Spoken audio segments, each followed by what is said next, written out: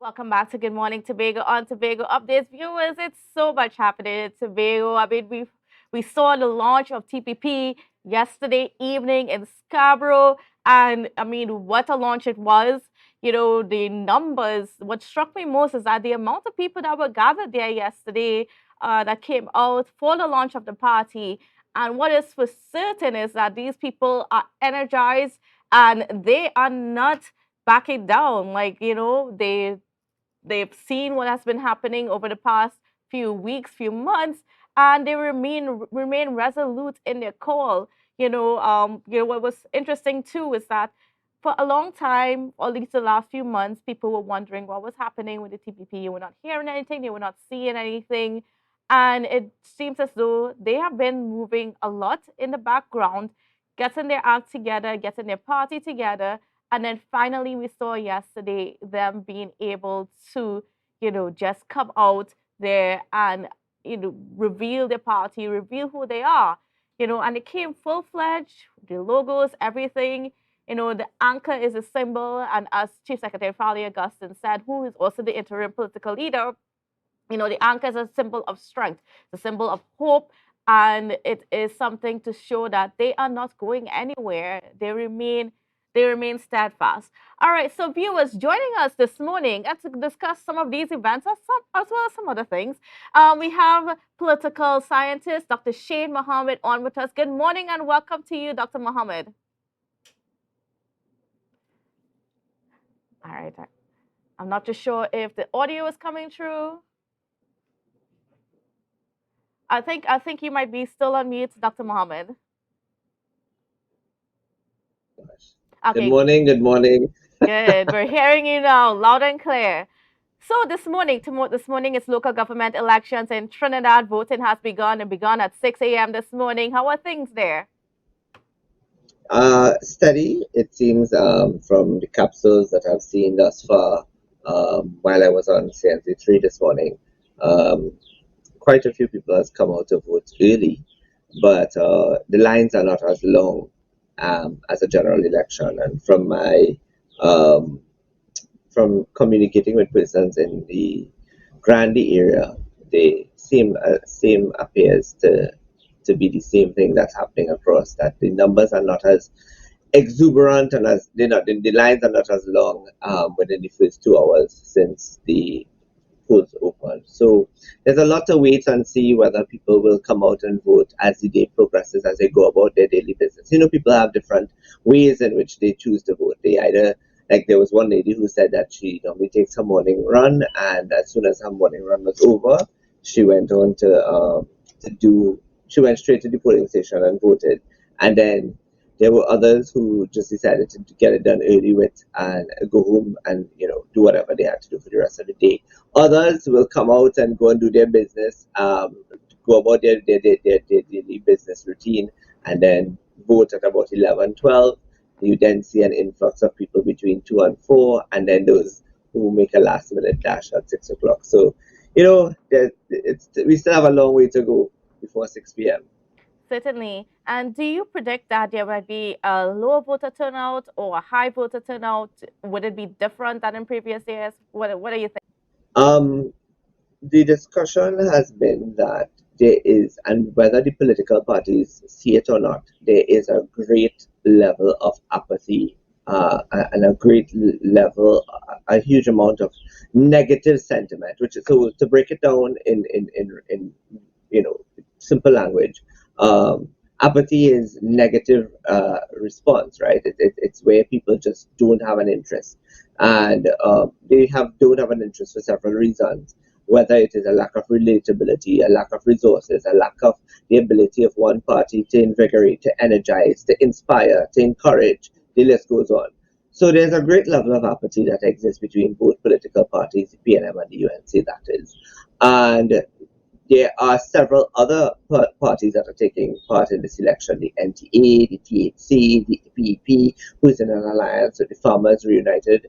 The PDP is hoping to capture Port of Spain. So lots of different political parties are taking part in this election. What that makes it even more interesting to just simply predict a 7-7 or 8-6, or a complete win for one or the other.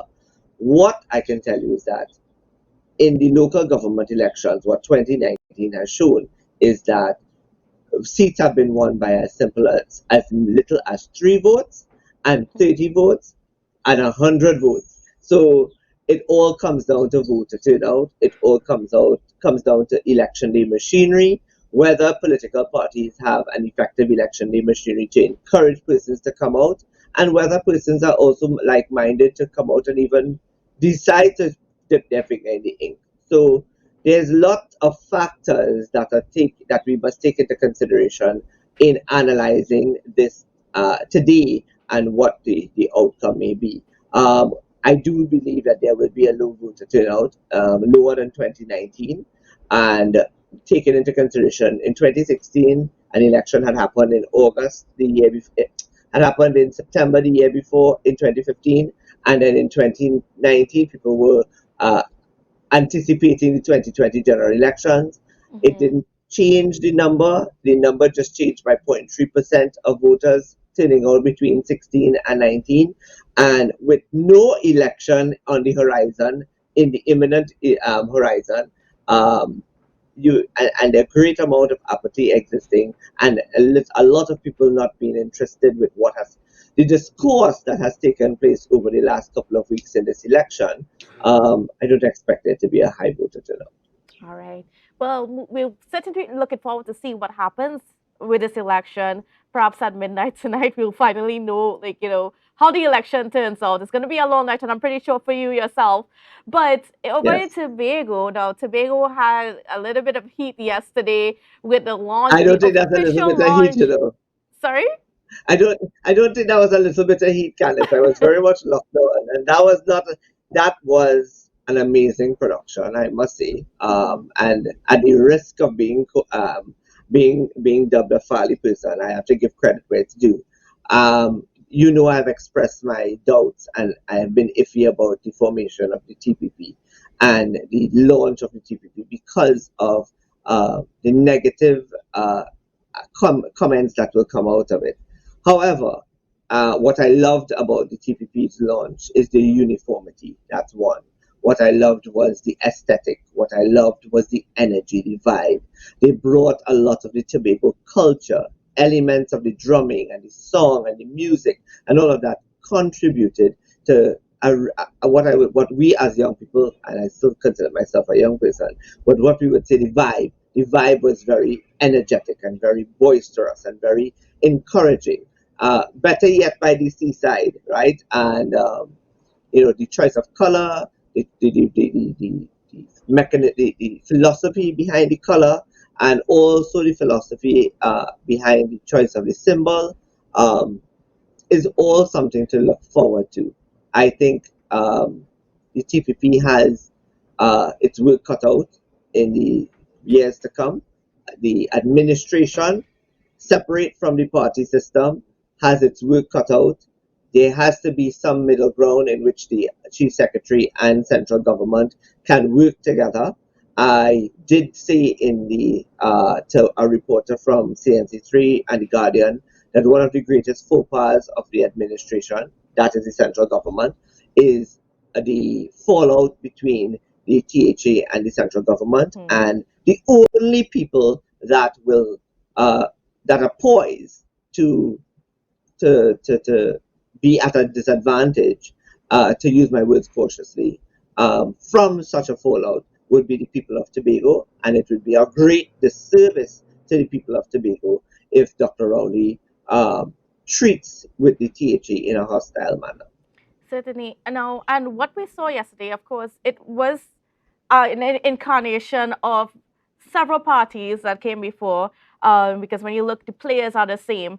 But what is interesting about yesterday is that the launch is, in my view, bigger than what has done before, because I've been through several of the incarnations, and this launch was bigger. So what message that this sends to, whether it is central government, whether it is the opposition parties, Tobago, what is the message coming out of that? Just the sheer numbers of this launch.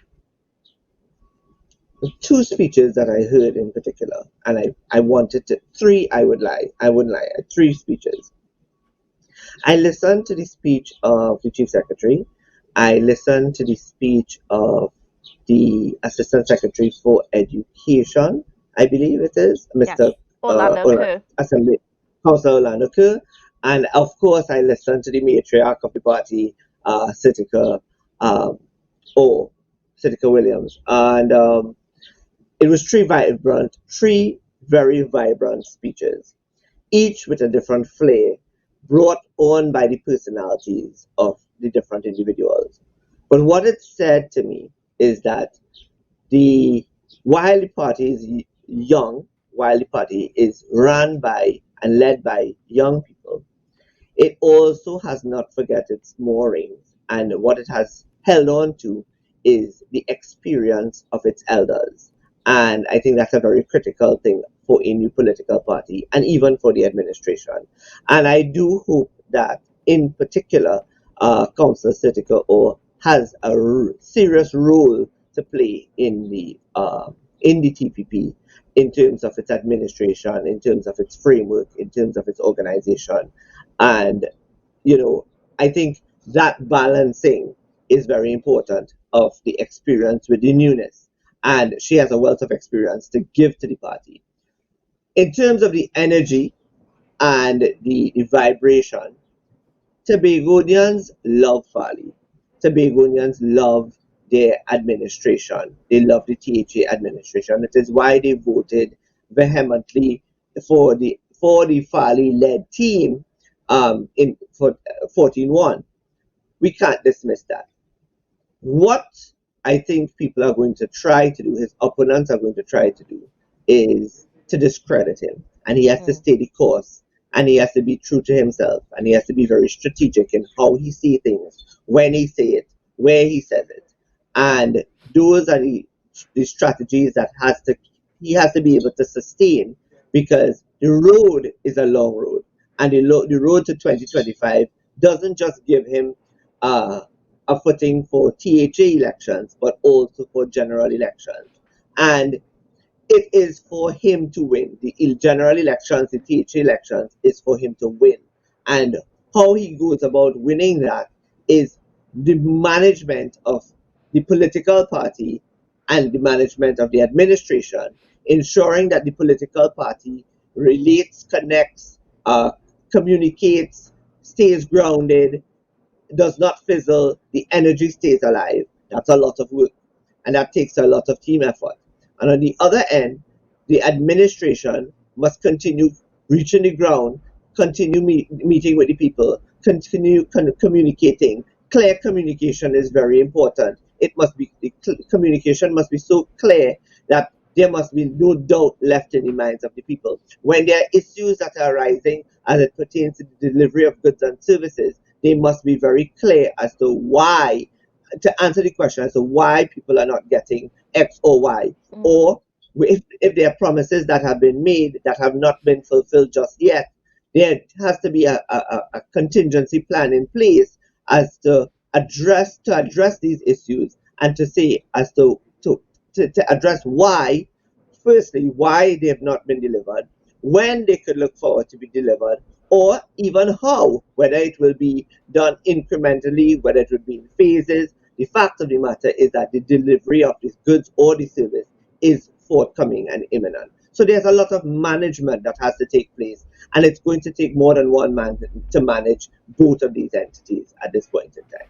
Certainly, and we have a lot to look forward to, both in Trinidad and Tobago. And I know Dr. Shea Mohammed, like you, are going to be starring tonight and giving us the analysis. So we are definitely looking on to what's going to be happening tonight and what's going to be happening with the TPP in Tobago. Got a lot to talk We about. look forward to great things. We look good. I look forward to great things, but they need to make sure that the load. There's a song, Ella Anel, I think, sang it. The road is long, but at the end of the day, you have to make sure that you stay the course. You can't afford to fizzle in a year's time, but you have to keep that energy going. And Certainly. remember, they are going to be I just advocated actually on CNC3 for the emergence of young leaders and youth involvement in politics, and um, to be able for that to advocate, and in advocating for that, I should say, I will say to the TPP, you cannot afford to drop the ball. Be consistent. Communication is key. This is not, you're in it for the long haul. And while political parties in the past would have fizzled, this is something that is brand new, and it should be sustained for the long run and All in right. the long run. Yes, thank you so much, Dr. Mohammed and viewers. Well, we got to take a quick break, but when we come back, we got more discussions for you on the launch of the TPP, so don't go anywhere.